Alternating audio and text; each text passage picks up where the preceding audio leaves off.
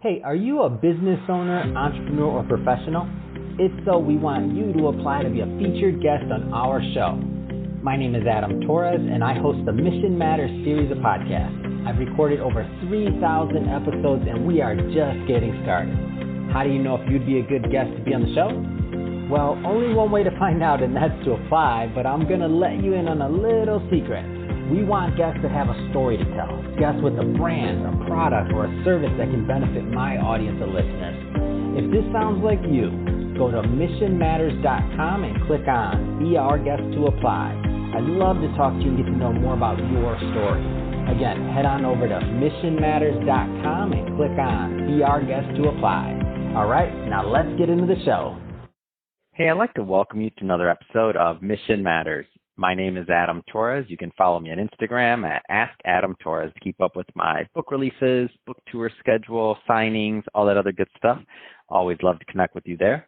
And as always, if you'd like to apply to become a co-author of one of my upcoming books, just head on over to the website, missionmatters.com, and click on Become an Author to apply. All right, so today I have Patrick DePeters on the line. He's co-founder and CEO over at Pallaby. Patrick, welcome to the show. Thanks, Adam. It's a pleasure to be here. All right, Patrick. So I'm excited to get into today's topic. So we'll talk about, your role as a mission-driven venture in the pet food sector with Pallaby. So excited to get into that. And just to get us kicked off, let's start with our signature question. So, Patrick, we at Mission Matters, we amplify stories for entrepreneurs, executives, and experts. So that's our mission here. Patrick, what mission matters to you? Well, thanks for that great question. I think, what we're building at Pallaby is really kind of a mission that matters not just to me, but also to many others out there that have pets. And so for us, it's about, making sure we care for our pets as best as possible so that they can live with us and be with us and have the quality of livelihood that they deserve for as long as possible. And the reason why we came up with this mission is because it turns out that most dogs and most cats are actually not healthy. Almost 2/3 of dogs and cats in the U.S. Alone are actually obese, clinically obese or overweight. And that statistic is really upsetting because it actually impacts the lifespan of both dogs and cats quite significantly. Whereas a healthy weight pet can live basically 2.5 years longer than an obese or overweight pet.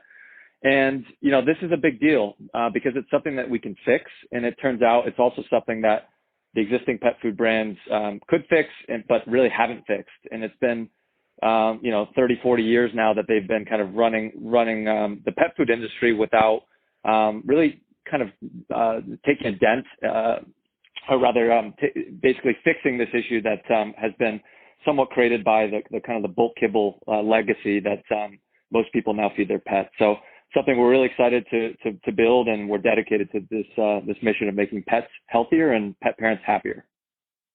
That's awesome. Great. And love bringing mission-based entrepreneurs and business owners on the line. So let's get into your background a little bit because I think it's really interesting. So as I kind of was reading up on you, like you're obviously in the pet food sector and you're doing well there. But you've gone from like M&A investment banking, being a CFO, film finance. You have quite a background. Tell us a little bit more about how you got here. Sure. Yeah, so, I came out of college and it was kind of an interesting time. I graduated college in 2010, so that was a couple years after the Great Recession. But nevertheless, I was kind of on the Wall Street path since my first year in college, and it just seemed to be a good opportunity to kind of learn the ropes of kind of business and learn how things kind of work and kind of cut your teeth in terms of some key skills. And so I made it to Wall Street and, I did that for a little over 4 years, both in New York City and also in London, for a major Japanese investment bank. And, it was an amazing experience, but I knew pretty early on it wasn't what I wanted to do for a career, because I had an itch to be an entrepreneur. My parents were entrepreneurs, my grandparents were entrepreneurs, most of the folks I look up to and really the parents that I sort of grew up around were also entrepreneurs. So I was very comfortable with the concept, and I was overall looking for what that opportunity could be. could be. And I was off in London for this bank, and I got an opportunity basically to join someone that I had went to high school with, who was starting a film finance business over in LA. And that business was a couple months old, and he was kind of looking to both raise money and kind of build out that business, and needed a CFO. So I basically packed up my things, put in my 2 weeks notice, and I moved to LA to be the first CFO of a film finance business called Bondit, now known as Bondit Media Capital. And it was just an incredible journey where we built that company from a tiny little operation and basically a garage to a now being a subsidiary of a public company. We sold it to a public company a couple of years ago. And so the journey of building that from nothing to something significant and as a market leader was really incredible. And I learned an awful lot along the way about, running businesses, being part of a partnership, that, scaling startups from nothing to something more significant.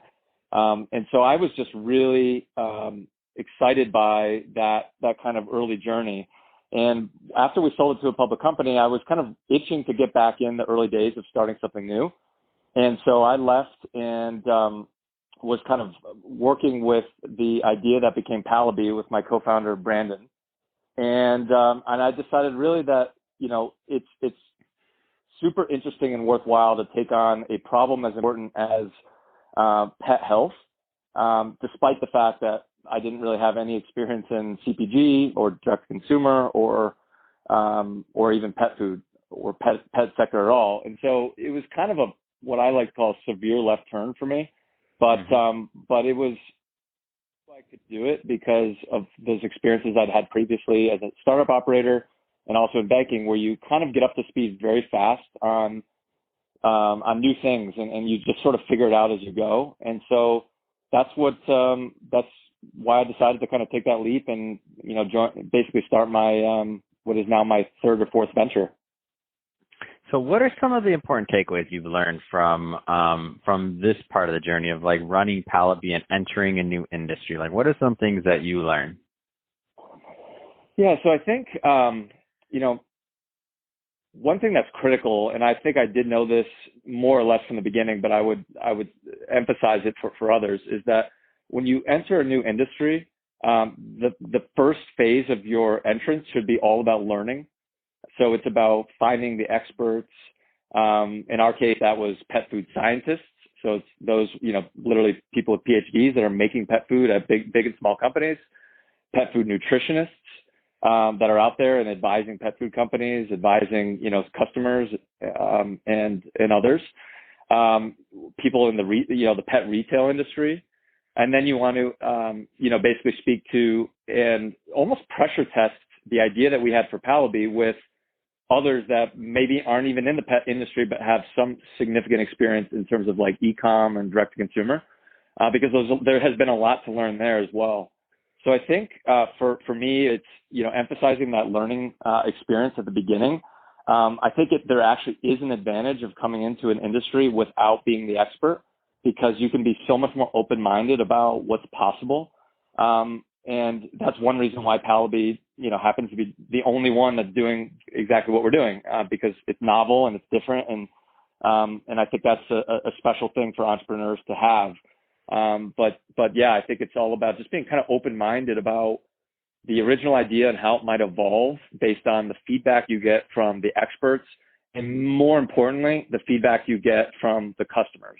That's always the most important thing in startup world, is getting that early feedback and iterating and being flexible about, your vision and the business plan and all the various things that come together.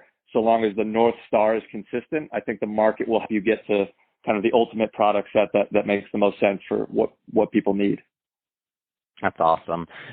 So what's next for you? Like, Patrick, what's next for you? What's next for Pallaby? I mean, what are the plans going forward?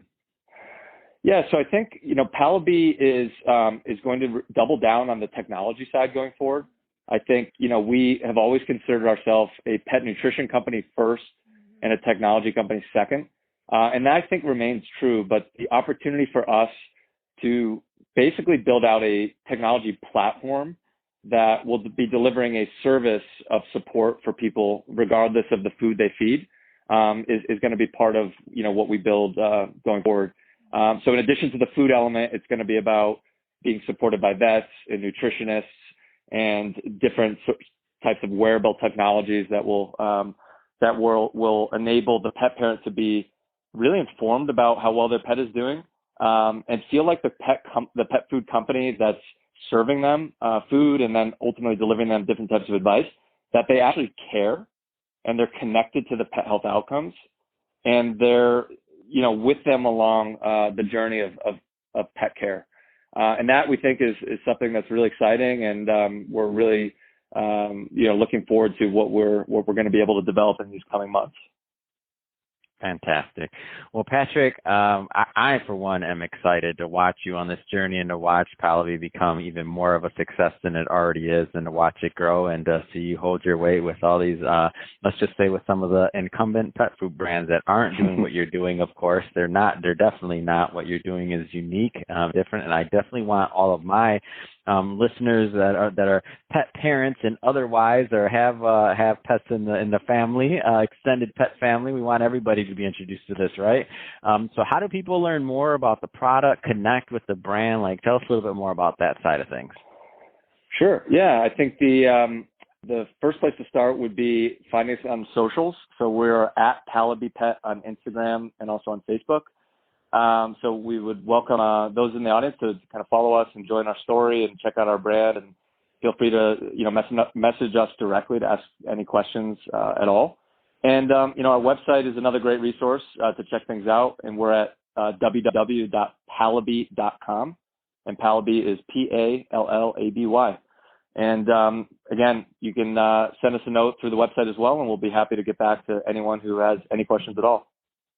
Fantastic. Well, Patrick, really appreciate you coming on the show and sharing more about your background and what led you to Pallaby, and now, of course, all the great work that you're doing with Pallaby to really help pets with their nutrition and just wellness overall. So I think it's awesome. And to the audience, as always, thank you for tuning in. Hope you got a lot of value out of this. Hope you learned a lot. If you did, especially if you're a pet parent out there, I want you to go check out Pallaby. Like, definitely check it out and see what they're doing. I think it's really unique and just really interesting, and they're doing great work. And Patrick, thanks again for coming on the show. Seriously, it's been a pleasure. Likewise. Thanks so much, Adam.